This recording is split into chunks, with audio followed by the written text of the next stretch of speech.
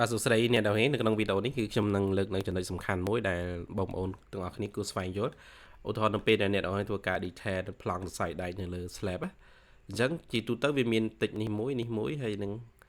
លក្ខណៈ object វាឡើង3 4តម្រាំដែលយើងផ្គុំទៅចេញជាមុខងារមួយមានន័យថានេះវាកាពិត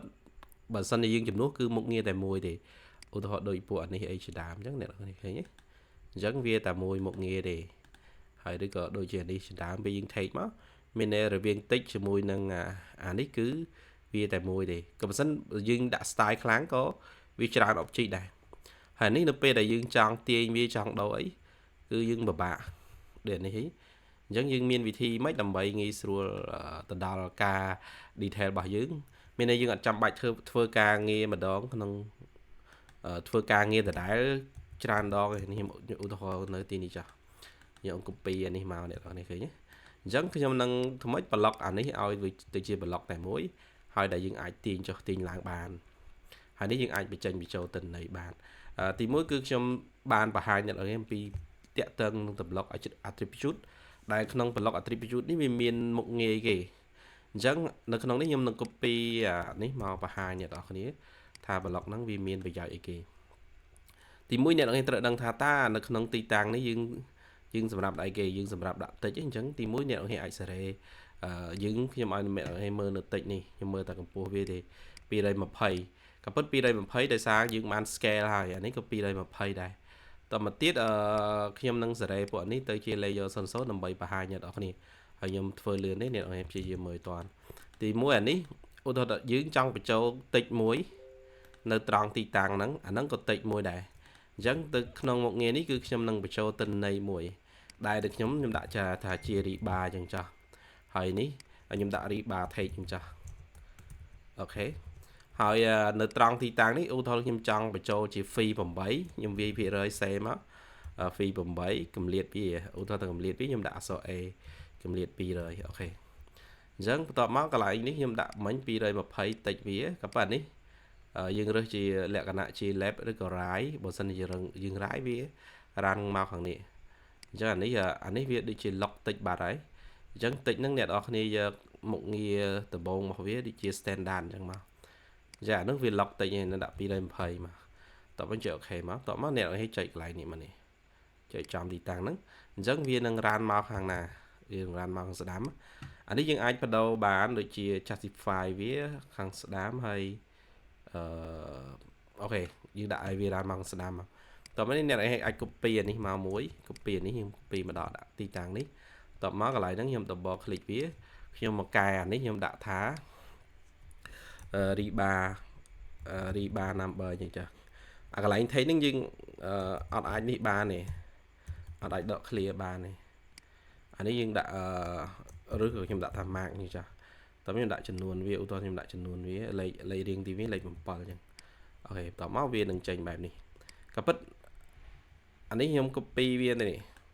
យើង copy វាតាហ្នឹងប៉ុន្តែវាវែងអញ្ចឹងនៅក្នុងករណីវាពិបាកពេកឧទាហរណ៍ថាខ្ញុំដាក់លេខ9ក៏ពិតពេល block ទៅចេញអាកន្លែង default លេខទេតែនៅក្នុងចំណុចហ្នឹងអ្នកនាងដូរកន្លែង justify របស់វាយើងរើសជា middle វិញ middle វានៅកណ្ដាលអញ្ចឹងខ្ញុំសេរីទៅមិនដាក់ចំនេះមុននឹងសេរីដាក់ចំហ្នឹងទីមួយគឺខ្ញុំ remove ឲ្យសុំទោះអានេះយើងនេះ select អានេះយើង remove នេះចោលមកយើងចុចលើនេះតើមកខ្ញុំសេរីនេះដាក់ចំនេះតើនេះខ្ញុំដាក់នៅក្បែរនេះចាស់អូខេខ្ញុំ select ទៅមិនសេរីវាចំនេះមានអាហ្នឹងពេលយើងវាយលេខវែងទៅគឺវារ៉ានមកខាងនេះប៉ុន្តែយើងធ្វើម៉េចដើម្បីអានេះវាទៅជា dynamic ដែលយើងអាចទាញចុះទាញឡើងបានអញ្ចឹងបន្ទាប់ពីយើងដាក់ហើយយើង select វាមកនេះ select វាហើយខ្ញុំវាយ block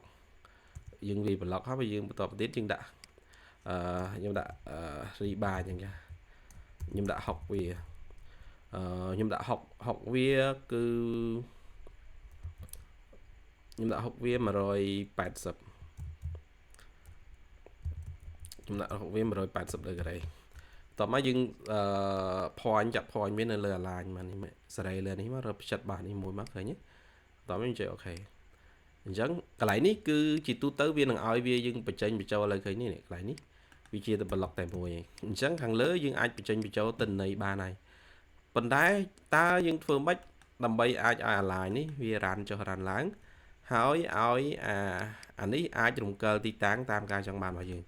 dẫn vào top pin này ở thứ mấy này ở tới giờ lệch là nếu nhưng right click nhưng giờ block editor sao mấy đó bị những đo block editor hay việc đo cho nên song khăn là những từ phơi bật thai mày các bạn ấy từ bốn khi trong bàn giờ đây bây giờ tới chia layer sân sốn nó bây giờ nhưng giờ đây tới chia layer giờ đó cứ nhưng đâu tới chia ấy của bạn bài layer choต่อมาទៀតយើងត្រូវធ្វើម៉េចដើម្បីអាចទាញអានឹងបានទាញអានឹងបានយើងប្រើប្រាស់មុខងារនៅលើ parameter នេះយើងចុចនៅលើ line ចុចនៅលើ line នេះតោះមកនេះឲ្យ scroll អាត្រង់ទីតាំងនេះមកហើយយើងចុចចោលត្រង់ទីតាំងនេះហើយយើងអស់វាមកអូខេអញ្ចឹងយើងអាចឲ្យវាទាញសងខាងក៏បានដែរហើយអានេះពេលយើងនេះហើយយើង select វា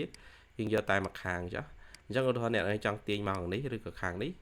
អញ្ចឹងយើងទាញវាមកអូខេ select នេះខ្ញុំយកតែមួយខាងដែរមកតទៅទៀតអញ្ចឹងតមកយើងត្រូវធ្វើ action នៅលើ block ហ្នឹងយើងចុចលើ action មកហើយអ្នកនរចុចលើពាក្យនេះចុចលើ straight នេះមកយើងចុចនៅលើ distance ទី1នេះ select ចំនេះហើយអ្នកនរគូសអស់វាប៉ុណ្នេះមកអស់វាកាត់ប៉ុណ្នេះហើយយើង select ប៉ុណ្នេះហើយខ្ញុំ space តមកទៀតខ្ញុំ stretch សារថ្មីខ្ញុំចុចលើនេះហើយខ្ញុំចុចអត់ចំ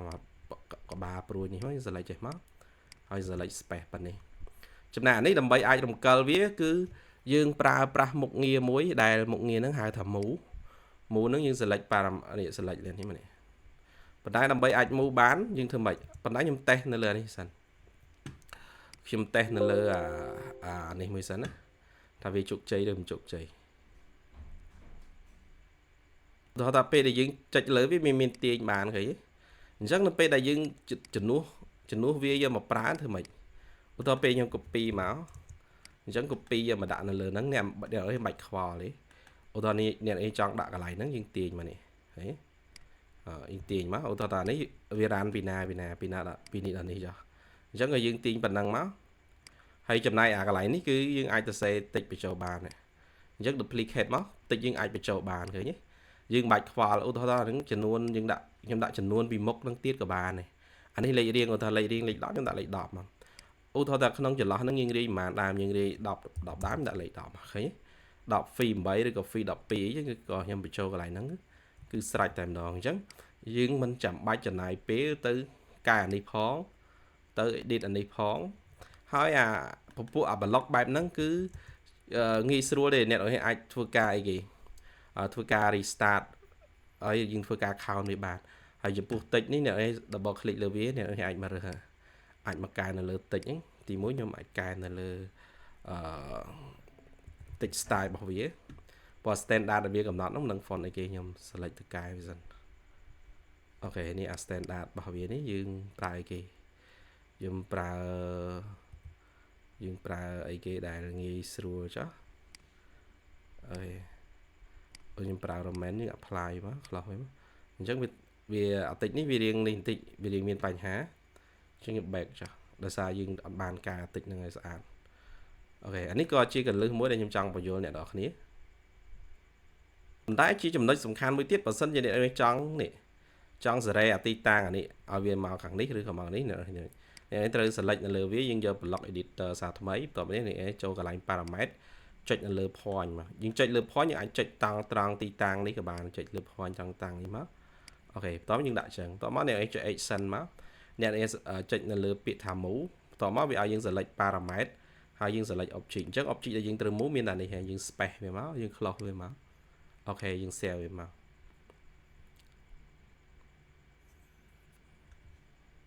មានបន្តយើង test នៅលើនេះអញ្ចឹងនៅលើនេះវាមាន point មួយហើយខ្ញុំជឿជាក់ថាប្រសិនជាអ្នកចេះចំណុចហ្នឹងយើងអត់ចាំបាច់ខ្វល់ទេយើងចង់ធ្វើប្លង់នៅលើ part detail 2D មិនថៃ recall មិនគឺអូខេតែម្ដងយើងមិនបាច់ចាំ select ចុះ select ឡើង ស៊ីពេលជាមួយអានេះនៅ stretch ចុះ stretch ឡើងទាញចុះទាញឡើងសម្រាប់នេះគឺយើងមិនបាច់ខ្វល់ទេយើងគូសទៅហើយយើងដាក់វាចូលបឹបមកគឺចំណេញពេលវេលាគឺអ្នកនឹងអាចយកពេលទៅធ្វើអីផ្សេងក៏បានអញ្ចឹងកលឹះនេះវាមិនមែនត្រឹមតែប្រយោជន៍ទៅក្នុងនេះក៏ប៉ុន្តែយើងអាចចង parameter ដើម្បីរាប់ចំនួនក៏បានដល់ពេលដែលយើងទាញពីនេះដែនវាពីនេះតើមានចំនួនប្រមាណដែរក៏នេះគឺជាកលឹះមួយដែលអ្នកគួរស្វែងយល់ហើយយកទៅសិក្សាបន្តអរគុណអ្នកនរគ្នាដែលបានតាមដានទស្សនាវីដេអូនេះហើយកុំភ្លេចជួយចុច share ម្នាក់មួយដើម្បីឲ្យគ្នាយើងអាចទទួលបាននៅចំណេះដឹងដ៏ល្អមួយនេះបាទសូមអរគុណ